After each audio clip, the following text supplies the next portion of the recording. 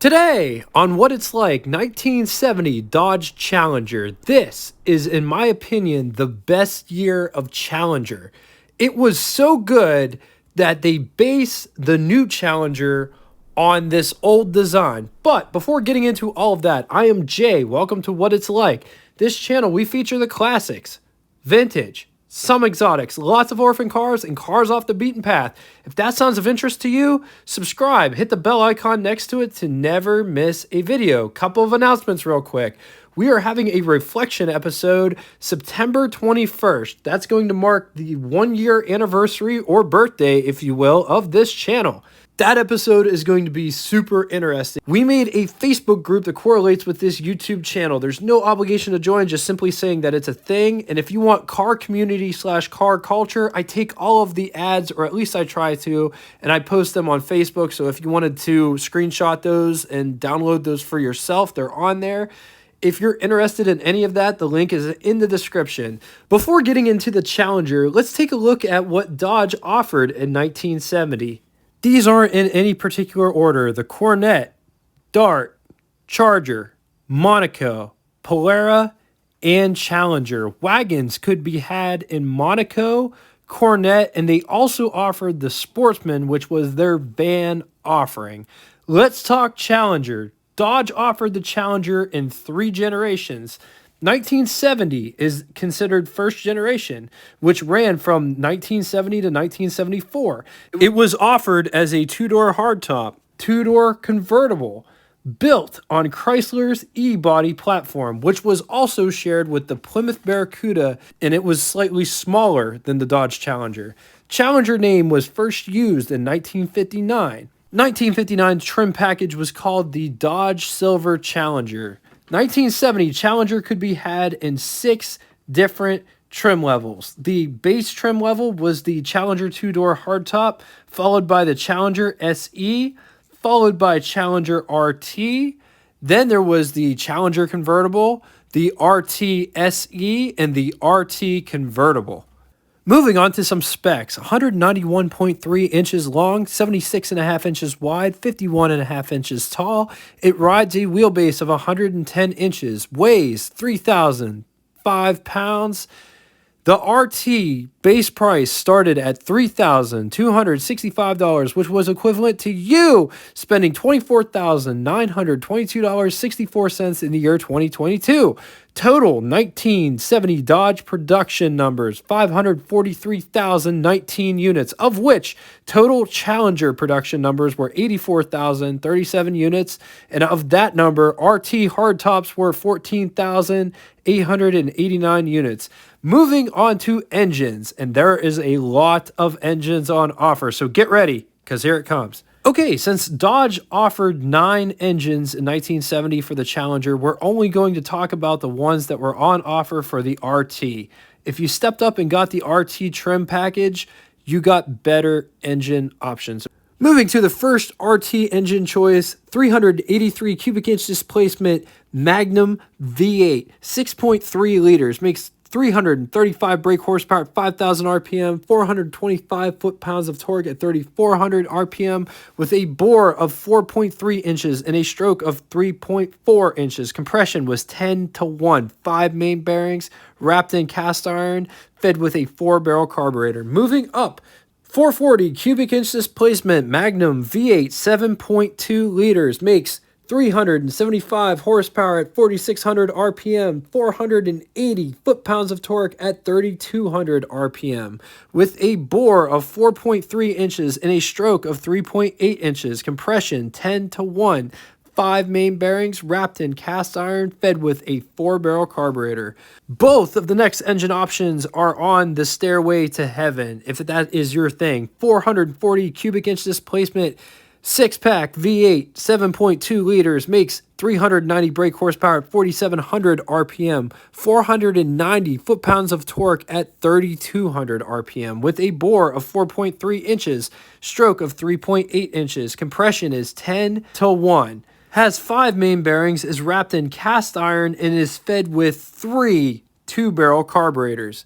Sitting right next to it is the 426 cubic inch displacement HEMI V8, 7 liters, makes 425 horsepower at 5,000 RPM, 450 foot-pounds of torque at 4,000 RPM with a bore of 4.3 inches and a stroke of 3.8 inches. Compression is 10-25-1. 5 main bearings wrapped in cast iron. It is fed with 2 4-barrel carburetors. Moving on to transmissions. 4-speed manual, 3-speed manual, 3-speed automatic torque flight. All right, coming up to this door panel, let's talk about it. So it's all plastic, but notice like the lines, how this comes up and over and down. This is fake wood. Here's an armrest / door handle to pull the door shut. This is to lock and unlock the door. Door handle to get out. Window crank for the big window.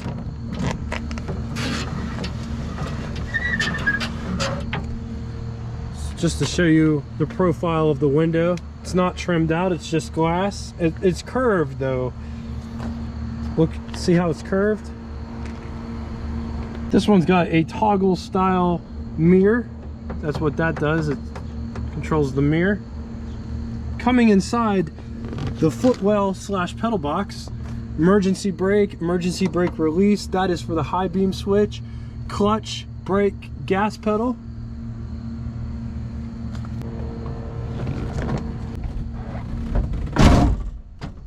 There's what over the hood impression looks like. Here's what first person looks like. Lots of room, well, adequate room underneath the steering wheel. I got enough room to move my hand up and down. Here's a sun visor situation. There's no courtesy mirrors on that sun visor. Daytime, nighttime mirror, rear view mirror. Over here on this sun visor, there is no courtesy mirror as well.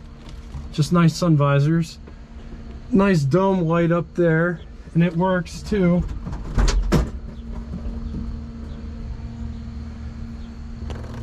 Coming back down here to the shifter, look at this pistol grip shifter. Isn't that so cool? Over here, we got a couple vents. This is the driver's side footwell vent. This is the passenger side footwell vent. It releases the vent down there. I don't know if you can see it. This is the ashtray. On to the glove box test. There's our test subject. This is the camera that we do all of the cinematic shots with. All the shots of the dashboard and those close-up shots. This is my hand for reference, just to show you how big this camera is. This is the glove box. And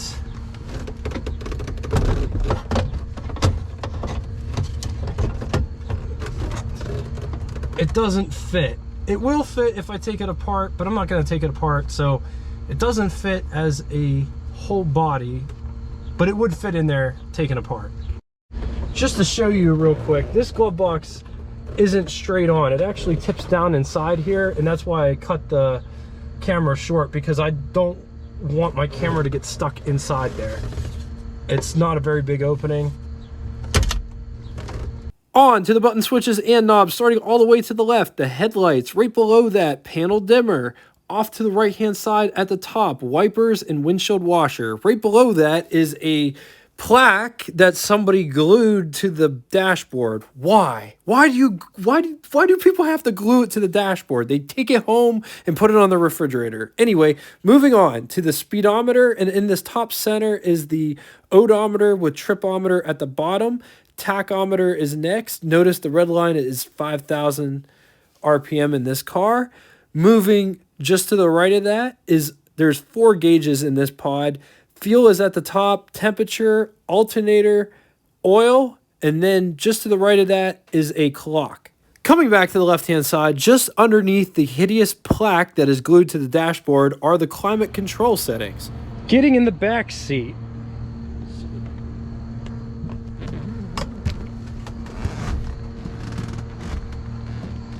So that's how much space there is to get back there.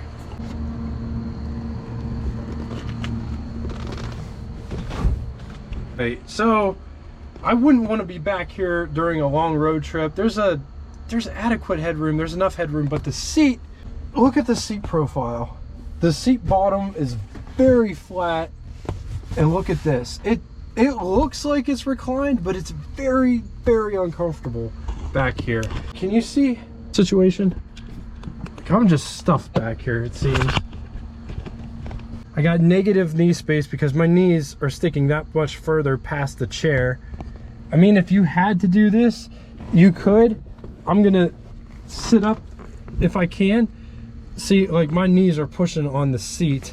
How uncomfortable this is. This is me sitting back here. This is what I look like. It is not comfortable. I would not want to take a 20-minute drive down the road, let alone a road trip in the back of this car. There's no center armrest. It's just basically a back seat. There might actually be more room in the back of a 67 Mustang than there is in the back of this seat. It's not comfortable. It's claustrophobic. I'm getting claustrophobic back here. But let's talk about what's back here. So, got an armrest, window crank for the window because the quarter window does go down. Over here, same thing, window crank, armrest. Notice it's like half an armrest. Just for your, it's like an elbow rest, really. There's no map pockets, there's no ashtrays back here. There might have been an ashtray here, this part's missing. There is one coat hook back here. There is not another coat hook on the other side that I see. Speakers in the back, that's what the rear shelf looks like, as well as the rear visibility out the back window. All right, getting it out. I hate when seats have locks on them because then it feels like you're trapped back here. This seat clearly has a lock on it. It's over on the side. You have to push it forward and then push the seat forward and then get out of here.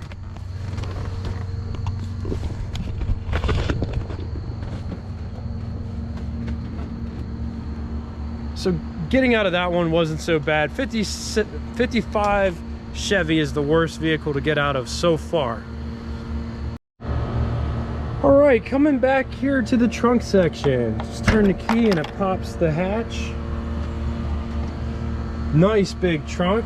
This one's got a fire extinguisher in it because you never know when you're gonna need that. This one also comes with some trim parts. But just check out how big that trunk is. All right, so coming up to the under the hood section, this car has hood pins. So you just take the pins out and they're attached to these strings. So whenever you put the pins down, you don't lose the pins. In theory, I had a Mustang that had these and I still lost pins every now and then. All right, so Dodge does it totally different than most other people. So you have, a lot of people think that this is the only one. Well, that has a lot to do with it, but there is another lever over here that slides. So you slide it to the left, and then you pick up on this, and then the hood opens. This one's got a 440 under the hood. Biggest engine Mopar made. Check out the coil. Check out the horns.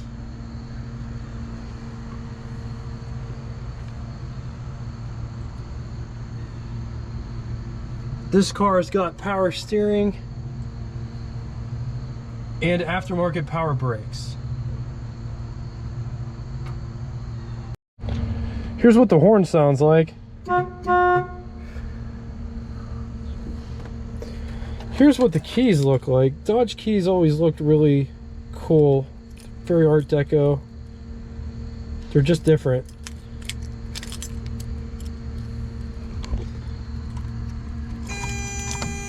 Remember that sound?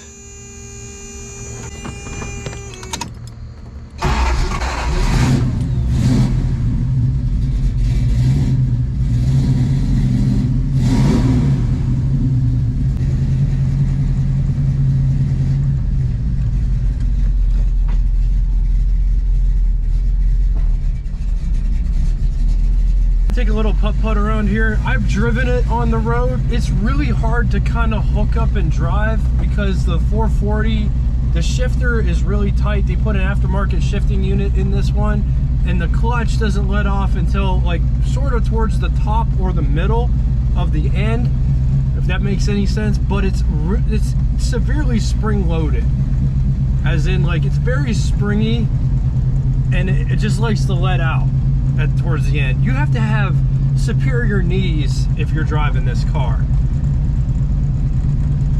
But it gets up and gets it, you know. it does really well. It's just the clutch and the shifter and the big block engine. It's really hard to get used to hooking it up, especially if you don't drive stuff like this all the time. I'm not saying that, you know, you can't get in it and master it. I'm just saying that it's hard if you don't normally drive big block, heavy clutched, super tight shifting cars. The clutch in this is really heavy, and it's weird. It almost feels like it's overly spring-loaded. I'm gonna shut this off and show you what I mean. So watch my foot right there. It's too springy right there. You're off of it at this point, but there's like a really bad spring right there. It just seems like it's overly springy. So driving this car is really hard because the clutch is springy like that, and it's heavy. And the shifter, they put a short shift kit in this car, got a 440 in it, and the gear ratio, they seem too close together when driving this.